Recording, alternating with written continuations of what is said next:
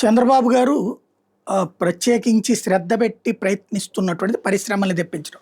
ఆ పరిశ్రమల వల్ల వచ్చే ఉద్యోగ ఉపాధి అవకాశాలు ప్లస్ రాష్ట్రానికి ఆదాయం ఉంది. అందులో అదాని జగన్ ఉన్నప్పుడే వచ్చాడు. అది ఇప్పుడు అంబుజా సిమెంట్స్కి సంబంధించి పెట్టడానికి రెడీ అయితే గంగవరం పోర్టు దగ్గర అంబుజా సిమెంట్ గ్రైండింగ్ పరిశ్రమ ఏర్పాటుని వ్యతిరేకిస్తూ నిన్న 23.5 ఎకరాల్లో అక్కడ పెడతా ఉన్నారు.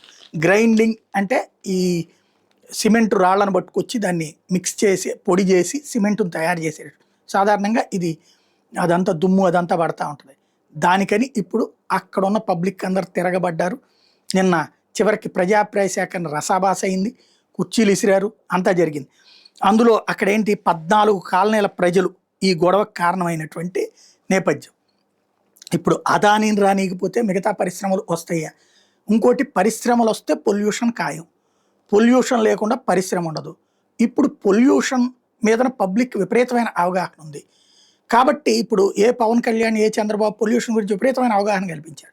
మీకు కిడ్నీలు పోతాయి, మీ గుండెలు పోతాయి, మీరందరూ చచ్చిపోతారు, మీరందరూ మంచినీళ్ళు కూడా తాగలేరు అన్నట్టు. ఇప్పుడు దాంతోనే ప్రజలు తిరగబడుతున్నారు.